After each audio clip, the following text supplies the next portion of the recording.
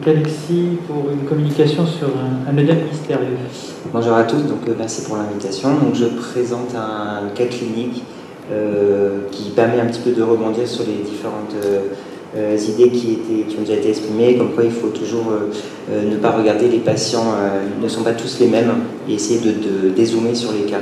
Donc là c'était un patient, on va dire, qui a commencé de façon un petit peu classique. C'était un patient qui avait été opéré de cataracte avec un implant de sulcus et qui avait présenté un œdème maculaire. Il était adressé dans le centre et donc il y avait un œdème maculaire classique, et donc on avait commencé vers le traiter par un traitement médical qui avait très bien répondu, donc le patient qui était content, voilà. Mais dès qu'on arrêtait le traitement médical, il y avait une récidive de l'œdème maculaire associée à une inflammation importante, et donc il y avait un cycle qui s'était installé de arrêt du diamox, reprise de la cortisone, et donc on remettait le diamox, on remettait la cortisone, etc.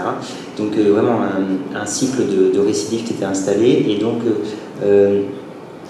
du fait des récidives fréquentes, on a proposé du coup un pelage qui a permis de résoudre l'œdème. Mais par contre, les complications se sont succédées, puisque du fait de l'accumulation de cortisone, il avait présenté aussi des problèmes de tension oculaire qui étaient vraiment réfractaires. Donc il a été ensuite vu par les associés de glaucome du centre, qui l'ont opéré, qui l'ont fait des needling, etc., qui ont résolu le problème de tension, mais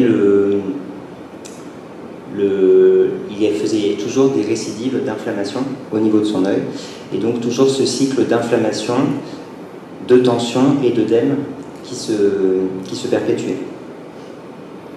Alors du coup, on l'a montré à...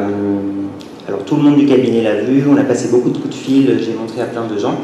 Alors il y en a qui disaient qu'il avait une endophtalmie, donc il y en a qui disaient qu'il fallait faire des IVT, il y en a qui disaient qu'il fallait mettre une valve à mettre parce que il faisait des hypertonies réfractaires, il y en a qui voulaient faire des IVT d'Osurdex. Alors c'est vrai que on ne savait pas trop quoi en faire. Et finalement, un jour, en prenant vraiment le temps, en regardant le patient, et finalement surtout en regardant la lampe à fente, il y avait un aspect du segmentaire qui était vraiment anormal, et en fait, tout simplement, entre guillemets, il avait son implant de sulcus qui était vraiment mal placé, et surtout c'était un implant monobloc, c'était pas un implant 3 pièces dans le sac. Et donc en fait, il avait un syndrome de dispersion pigmentaire et un syndrome de UGH syndrome, qui donc entretenait ce cycle d'inflammation, d'œdème maculaire et d'hypertonie.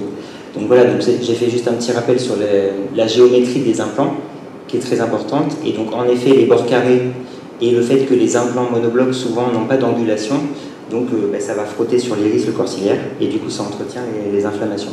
Alors que dans les implants monoblocs, 3 pièces, pardon, il y a une angulation et il n'y a pas les bords carrés qui vont frotter. Et d'ailleurs, récemment, il y a eu une mise à jour des recommandations par l'équipe de professeur Muren de Rouen. Ils ont refait toute une série de cas de syndrome UGH, uveites glaucome éphéma. Ils ont répertorié tous leurs cas, et donc dans une grande majorité des cas, c'est des patients qu'ils ont traités chirurgicalement.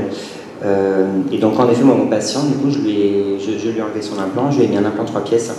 Et ça a été vraiment remarquable sur l'efficacité. Donc pour conclure, c'est vrai que donc, chaque cas est différent, il faut toujours bien analyser donc, le contexte général, comme a dit le Dr Portman, le côté métabolique, et aussi le côté anatomique intraoculaire, et de regarder le segment antérieur. Ça peut parfois permettre de se sortir de solutions qui sont compliquées. Voilà, je vous remercie.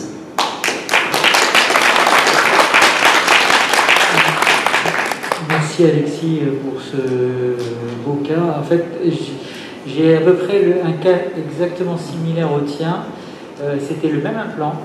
L'implant était posé dans le sac. Il y avait juste une aptique, une oreille de l'implant qui sortait, qui frottait sur l'iris. Il a eu 3-4 IVT d'Osurdex. En coupant l'aptique, l'œdème s'est résolu. Mais c'est exactement le même.